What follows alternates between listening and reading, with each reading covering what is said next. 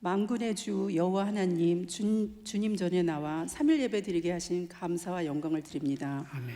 평강의 성도 주님 사모하여 이 시간 이 자리 성령과 진리로 예배 드리오니 복 주시옵소서.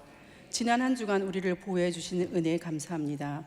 그럼에도 주님 방법이 아닌 내 생각 내 방법을 내려놓지 못했음을 회개하오니 주님 보혈로 깨끗게 하여 주옵소서. 우리는 연약합니다. 문제보다 크신 하나님을 의지하며 살아가기를 기도합니다. 은혜 내려 주시옵소서.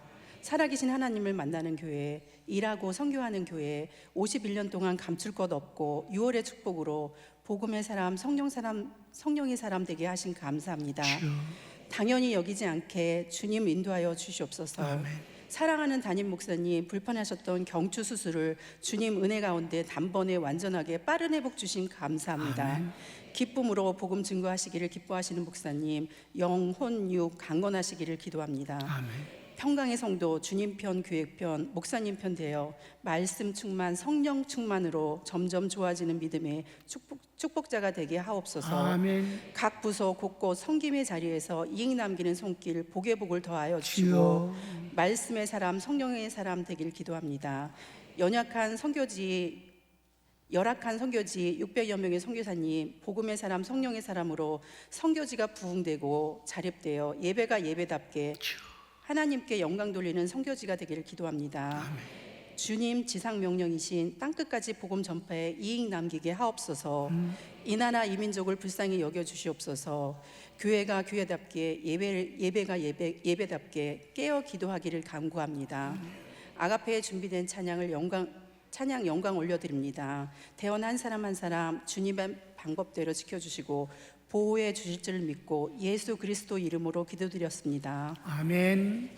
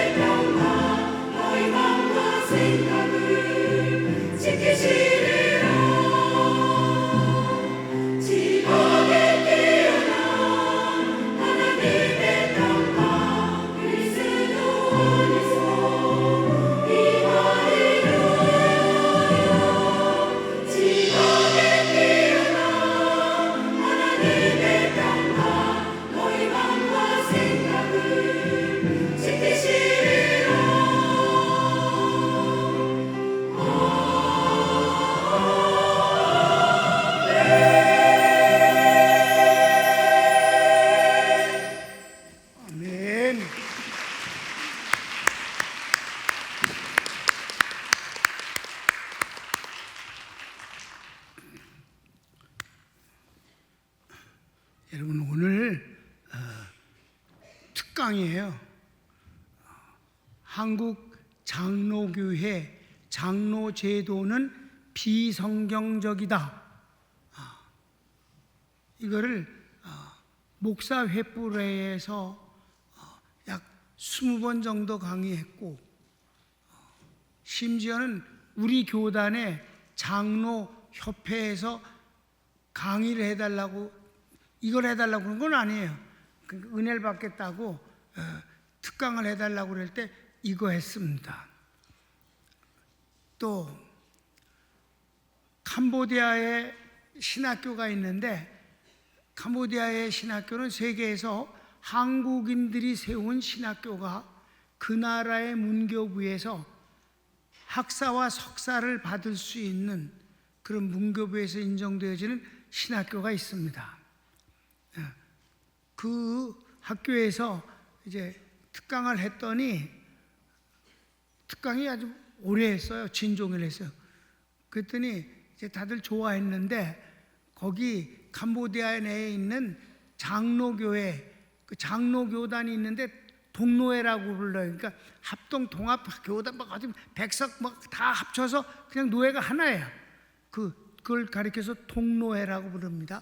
그 동노회에 속한 장로들이 목사님 하루쯤 시간을 내주세요. 그래서 그때 시간이 있었기 때문에 그 오전하고 오후에 점심 같이 먹고 오후에 이렇게 90분 했는데, 앞부분은 성령론, 밥 얻어 먹고는 장로 제도는 개판이다, 이거를 했습니다. 그래도 이제 오늘 서론에서 여러분이 읽으면 나옵니다. 자, 이제 시작을 합시다. 다 앉았으니까 시작해요. 대한민국 장로교회 장로제도는 비성경적입니다. 서원을 읽읍시다. 평강교회가 창립되고 몇 년 후 미국으로 유학 간 친구가 갑자기 귀국했습니다. 그는 박사학위를 취득하고 미국 현지 한국교회에 담임 목사로 초청받아 목회하던 분인데 교회에서 쫓겨난 것입니다. 이유를 들어보니 어이없습니다. 안수 집사 중 며칠 장로로 세우려는 과정에서 갑자기 당회가 소집됐답니다.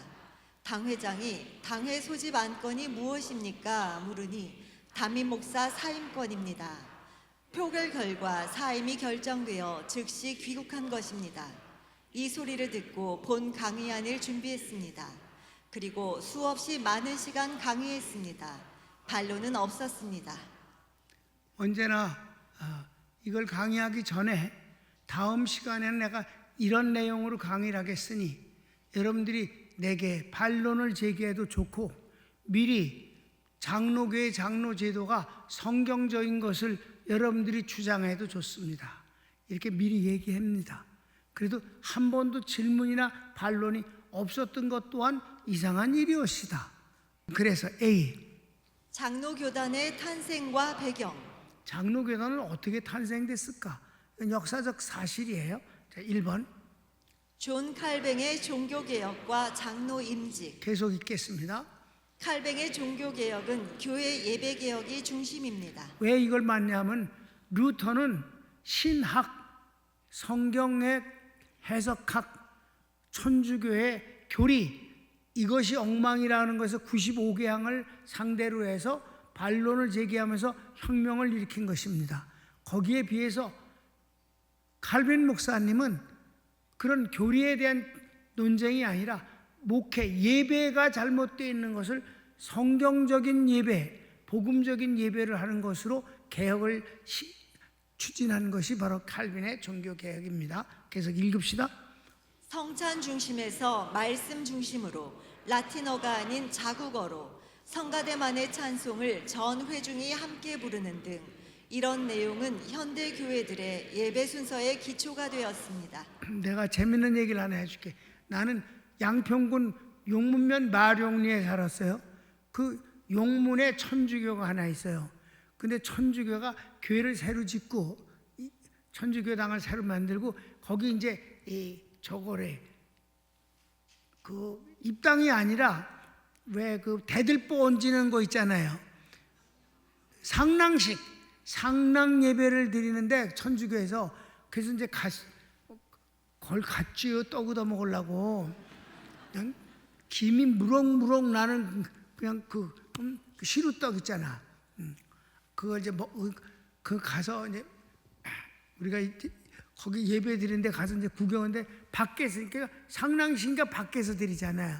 쭉들 교인들도 다 천주교인들도 있고 동네 사람들도 같이 있고 굉장히 있는데 애들은 앞에 앉아 있어. 애들은 앞에 앉아는 딱 하나 입어, 반스 하나 입어. 여름이니까 그 하나 입고 이제 앉아서 빨리 끝나기만 바라. 더워 죽겠으니까 그 더워 죽겠으니까 앉아서 기다려 떡 얻어 먹으니까 그 이제 기다리는데 내가 깜짝 놀란 건 뭐냐 하면 말이에요. 거기서 이렇게 이 미사를 드리는 과정에 깜짝 놀란 게 동네 아저씨들이 알아듣지 못하는 말을 막 중얼거리면서 해요. 같은 말로 막 외워 뭐를. 저기 어느 날 보니까 내가 보기엔 그 영어가 아닌 것 같아. 일본 말도 아닌 것 같고. 근데 무슨 이상한 말을 하는데 그게 나중에 알고 보니까 라틴어였어요. 그러니까 그 사람들은 뭔 말인지도 모르고 외워서 그걸 하는 거야. 천주교가 이따구 짓을 하는 거를 칼빈 목사님은 자국어로다 해서 알아듣는, 자기가 알고 있는 말로 하나님 앞에 고백하게 했다 이 말이에요. 이해되셨습니까? 그래서 내가 이랬어. 아니 농사 짓는 아저씨들이 언제 저렇게 외국어를 배워서 저렇게 유식하게 저렇게 하지? 야, 놀랍다. 그때 아주 굉장히 내가 놀란 그런 그 기억이 있다니까. 예, 계속 읽읍시다. 예배개혁은 가톨릭 교회의 반대와 핍박의 대상이 됩니다. 교회는 정당성을 주장하고 교회를 보호하고 변론할 수 있는 조직이 필요했습니다. 그래서 구약에서 존재하는 성직이 아닌 평신도 대표로서 장로를 세우게 됩니다. 네. 그러니까 칼빈도 그 교회 반대 세력이 얼마나 물밀듯하고 어마어마하지 뭐 압박이. 여기에 대해서 교회를 대변하고 보호하고 그리고 도울 수 있는, 목사님을 도울 수 있는 그런 직책이 필요하다. 그런 조직이 한 사람이 아니라 장로회를 구성해서 교회가 뒀다. 이해되시죠? 분위기. 그래서 그다음에 장로는 필요에 따른 임시직이며 칼뱅은 장로 교단을 만들지는 않았습니다. 않았어요. 그래서 그다음 이제 교단을 만든 사람은 따로 있어. 누굴까? 존 낙스와 장로교단 창립. 그게 칼빈의 제자입니다. 이는 어떤 사람일까요? 1번 영국 메리 여왕의 박해를 피해 스코틀랜드의 존 낙스는 제네바로 망명하여 칼뱅의 개혁주의 신학과 교회 통치 원리를 사사받고 이때 목사와 평신도 대표인 장로가 협력하는 목회가 가장 완벽한 그리스도의 교회라 평가하여 장로제 모델을 정립합니다. 장로제를 만든 사람은 바로 이 존 낙스라는 사람이에요. 물론 그는 칼빈 목사님한테 몇 년 동안을 함께 생활하면서 사사를 받았어요. 복음적인 것도 예배 모든 형식도 다 그렇게. 2번 스코틀랜드로 귀국 후 미사를 금지하는 법을 제1차 스코틀랜드 총회에서 결의하고 장로교 대의 정치를 시작합니다. 장로교 정치를 시작했어요. 그래서 3번 1567년 스코틀랜드 의회가 개신교를 국교로 선포하고 낙스가 세운 장로교는 국가적 차원의 법적 지위를 얻습니다. 국교로 선포됐어요. 스코틀랜드에서. 스코틀랜드에서만큼은 이 개신교가 국교가 돼버렸다. 영국은 성공회가 국교지. 그런데 그러면서 장로교, 이 장로제도의 장로교단을 법적으로 후원을 하고 보장해주는 그런 교단이 비로소 됐다. 장로교단이 만들어졌다. 그 다음 1572년 낙스의 서거 후 그의 후계자 앤드류 멜빌이 1578년 장로교 노회제도를 체계화한 것이 현재의 장로교 시스템이 됩니다. 오늘날의 장로 시스템은 그렇게 해서 만들어지는데 어떤 것이냐면 행정적인 면에서 노회가 가운데 있어서 위에는 총회가 있고 밑에는 개교의 당회가 있게 만든 것이다. 그러니까 노예 중심의 모든 행정이 되어지는 것이 바로 오늘날의 장로계 어떤 국가에서 똑같은 체제 속에서 운행하고 있는 것입니다. 그래, 3번, 큰 3번 존 낙스의 장로 정치의 핵심 내용. 계속 봅시다. 직분의 평등, 감독의 수직적 계급을 모든 목사는 평등한 권위를 가진다는 목사 평등권을 확립함. 왜냐하면 천주교는 완전 수직적이거든. 교황부터 시작해서 쫙 계급 사회예요. 근데 그렇지 않다. 목사님은 누구든지 평등하다. 목사 평등권을 만들어서 2번 장로는 평신도의 대표로서 목사와 함께 목회한다. 이게 이제 가장 중심인 거예요. 장로는 평신도에도 불구하고 목사와 대등한 위치에서 목회를 한다. 이게 바로 장로교의 제도입니다. 이것 때문에 서구 선진국에선 다 노 땡큐 필요 없다. 그건 제대로 된 교회가 아니다 라고 거절당한 이유가 이 부분입니다. 3번 장로는 교회에서 일생에 한 번의 기회를 얻고 임기는 2, 3년을 넘기지 않는다. 그런데 이 정나스가 만든 장로 제도에 특징이 있어요. 장로는 교회에서 이제 선거를 통해서 되어지는데 일생에 한 번만 기회를 갖고 임기는 2, 3년 하고 그 다음에 다시 평신도로 돌아오는 것이 특징입니다. 그게 본래 장로교단의 바로 핵심 내용이에요. 핵심 내용입니다. 네. 그 다음 그럼 성경에서 장로는 어떤 존재인가? 이제부터 이제 성경이 필요한 거예요. 해석에 1번 성직인 선지자직, 제사장직, 왕직보다 먼저 장로가 있었습니다. 장로 제도는 고대 사회에서 어느 나라에도 있었던 거예요. 그래서 한번 봅시다. 출애굽 시의 유대 민족은 노예 신분인데도 유대 사회의 지도자 모임인 장로들이 있었습니다. 네. 그때는 율법을 받기도 전이고 선지자가 있기도 전이고요. 제사장도 있기도 전입니다. 그렇죠? 네. 출애굽 전이니까 이 출애굽 당시 때도 바로 장로가 있었어요. 출애굽기 읽읍시다. 한 군데만 읽어요. 너는 가서 이스라엘 장로들을 모으고 그들에게 이르기를 여호와 너희 조상의 하나님 곧 아브라함과 이삭과 야곱의 하나님이 내게 나타나 이르시되 내가 실로 너희를 권고하여 너희가 애굽에서 당한 일을 보았노라. 아멘. 장로들을 모으고 그들에게 이 말을 하라. 하나님이 누구에게? 모세에게 명하신 거예요. 그때 장로들을 모아놓고 이것을 알려라 그랬어요. 그런데 참고로 어디까지? 애굽에도 장로들이 있었다니까. 한번 성경을 읽을까요? 시작. 요셉이 자기 아비를 장사하러 올라가니 바로의 모든 신하와 바로 궁의 장로들과 애굽 땅의 모든 장로와. 아멘. 이게 무슨 말이냐면 이들이 다 야곱이 죽어서 장례 치를 때 같이 갔다 왔나 이 말이에요. 헤브론까지. 예? 그러니까 국가를 대표하는 하나의 모임이 애굽에도 장로회라는 이름으로 만들어져 있었다 이 말입니다. 이제 장로회라는 그 개념이 이제 들어옵니까? 나라와 사회의 어른의 모임이에요. 지도자의 모임인데 성직은 아니다. 약간 애매한 그런 모임이지. 2번 장로회는 신앙, 생활 속의 윤리, 사회 질서와 법적 문제를 가르치고 판결하는 자치기구입니다.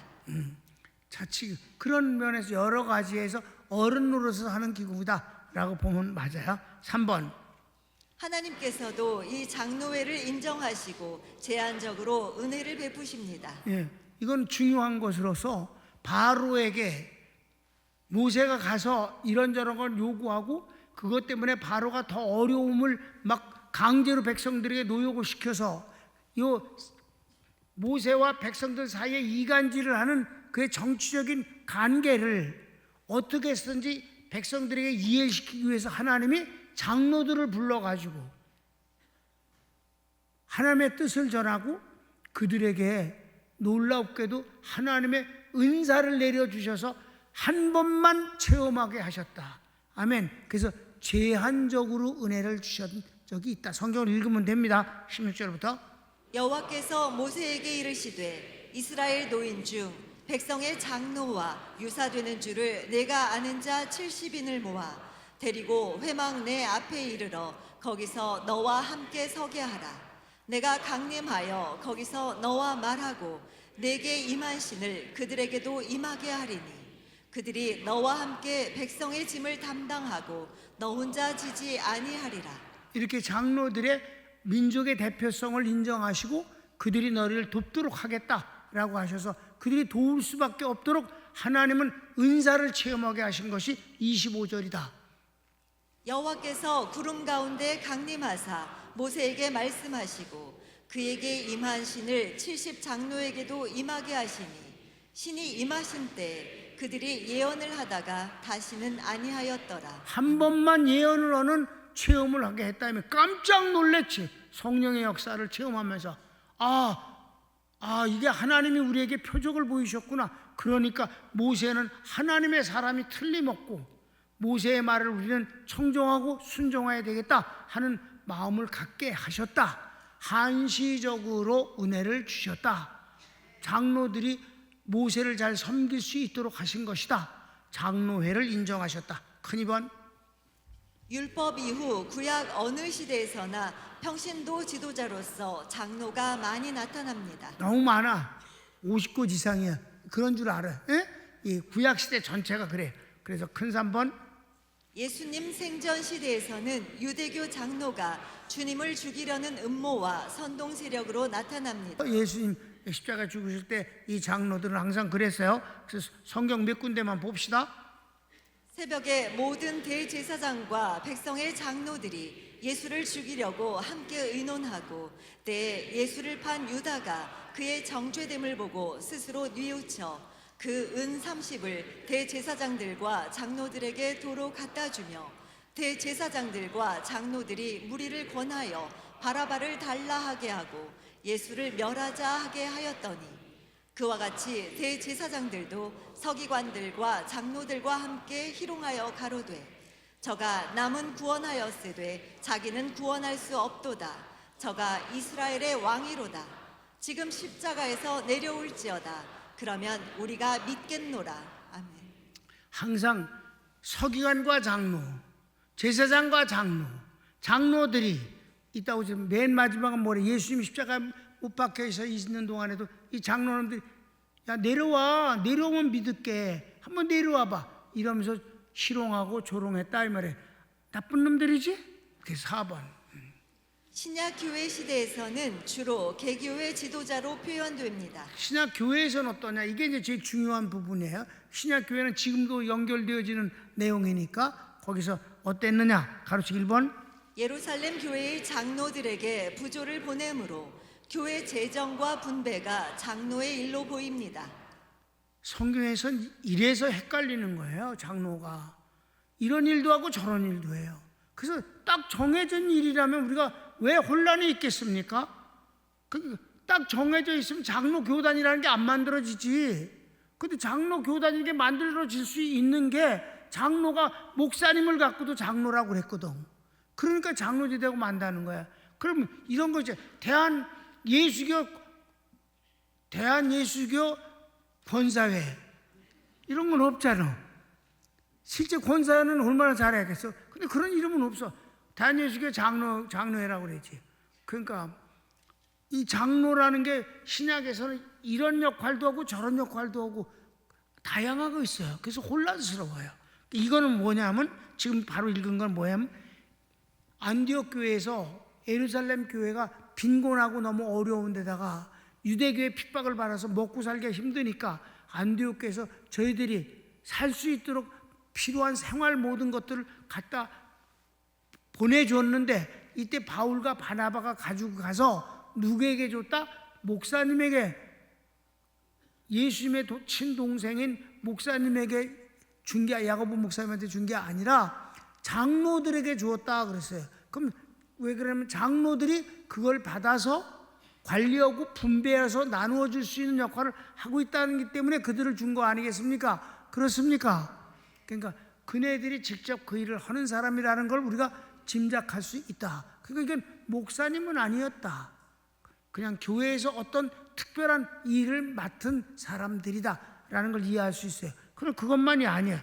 2번은 개척교회에서 지도자로 장로를 세웁니다. 이게 바로 1차 선교 여행 때 비스디아 안디옥, 이고니온, 루스트라, 더베 이렇게까지 쭉 진행하면서 1차 선교를 하고 돌에 맞아 죽었다가 살아난 바울이 더베에서 다시 루스트라, 이고니온, 안독으로 되돌아오면서 교회마다 장로를 세웠다는 말씀이 나오잖아요.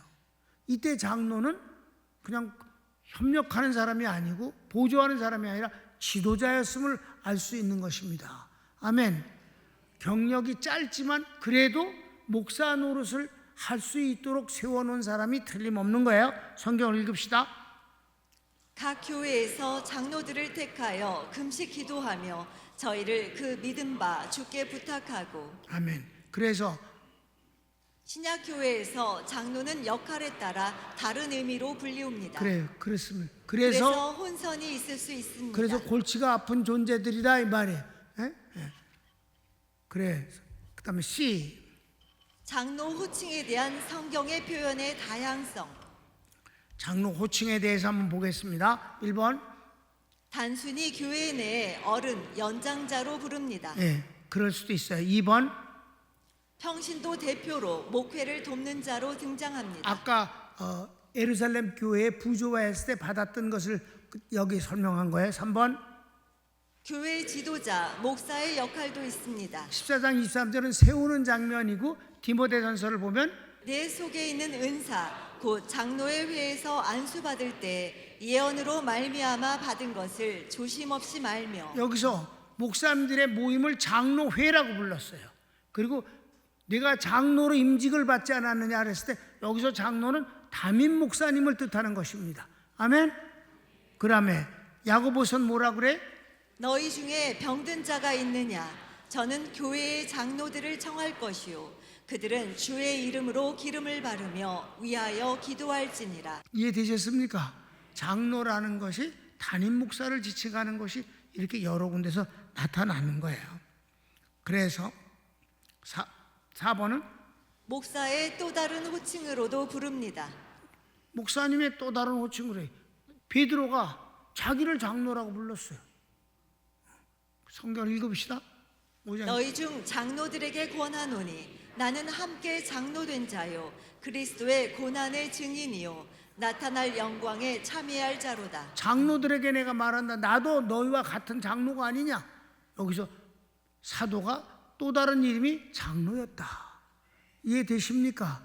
그러니까 그 여러 상황에서 장로는 이렇게 성경에서 지칭되고 있다. 그런데 마지막 보면 5번 구원받은 성도의 대표로 칭합니다.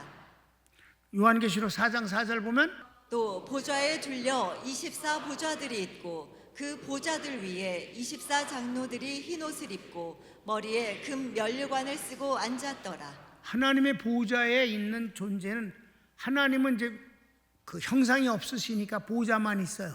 그리고 이제 천사들이 있죠. 그죠? 그 다음에 24 장로가 있습니다. 네 생물이 있습니다. 피조물의 대표입니다. 24 장로는 신구약을 합친 것이에요. 12지파 12사도 합쳐서 24입니다. 그들을 장로라 불렀습니다. 여기서 장로는 신구약을 통해서 하나님의 택한 곧 구원받은 성도를 상징하고 있다. 여기서 장로는 구원받은 성도를 대표한다. 믿습니까?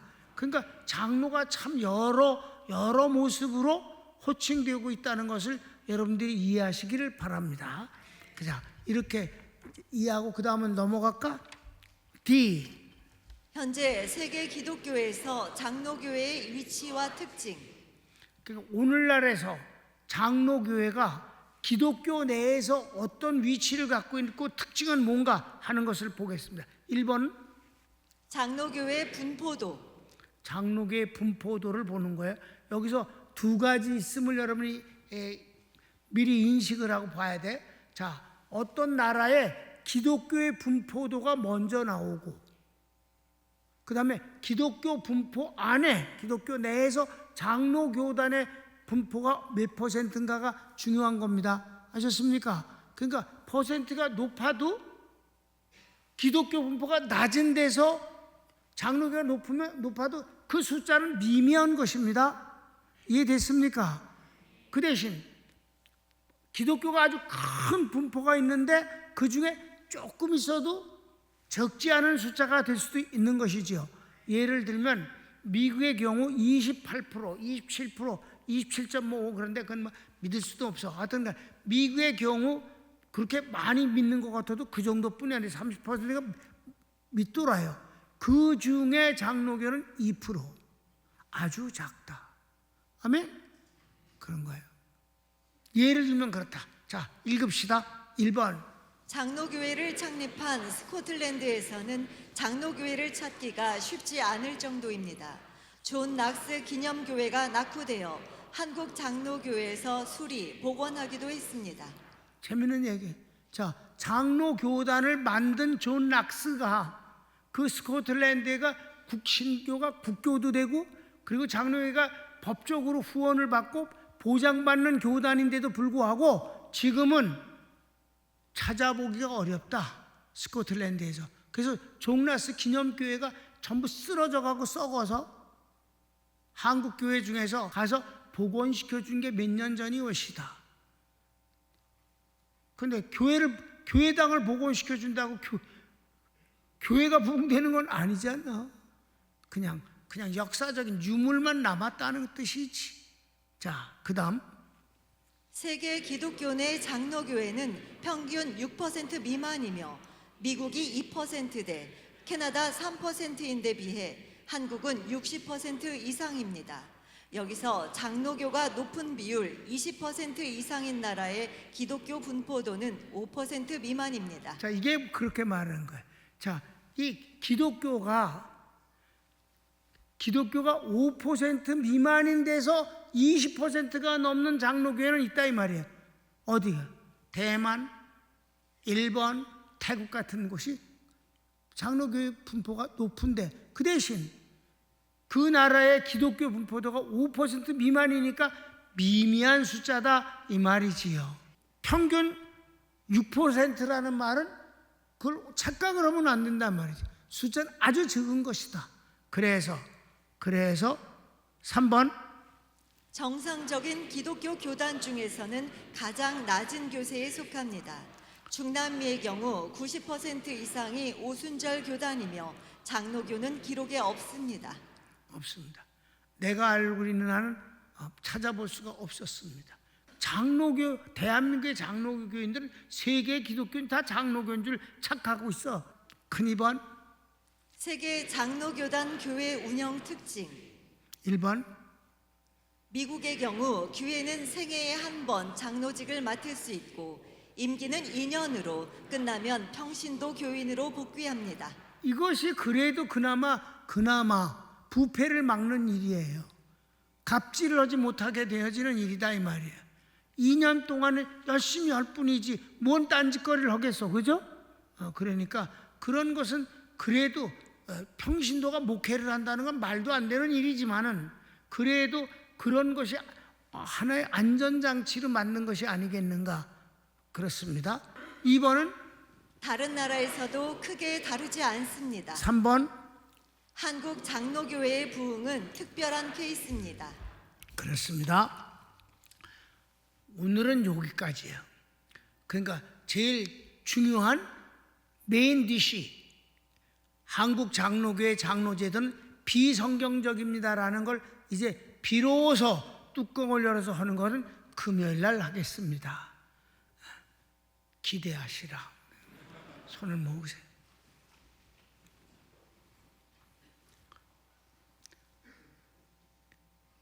여러분, 우리는 교회가 집단이기 때문에 하나님은 나라라고까지 하셨습니다. 그러니까 개인의 신앙이 그걸로 끝나는 게 아니라 주님은 교회를 끊임없이 말씀해 주셨습니다. 교회는 그분의 몸이며 그의 나라입니다. 교회가 교회다워야 하고 교회가 성경적이라야 합니다. 이 교회가 제도적으로 잘못되어 있으면 교인들은 잘못된 곳에서 끌려갈 수밖에 없고 거기 소속되어서 잘못된 일을 할 수밖에 없는 것입니다. 나는 우리 평강교회는 대한예수교 장로교회라는 것을 지워버렸습니다. 그냥 서울 평강교회라는 개교회로 목회하고 있습니다. 왜 그렇게 하는지 여러분이 이번 기회를 통해서 정말 이해를 하고 우리가 오직 하나님만을 중심으로 해서 우리가 신앙생활을 할 수 있기를 바랍니다. 다 같이 주여 한번 부르고 기도합시다. 주여.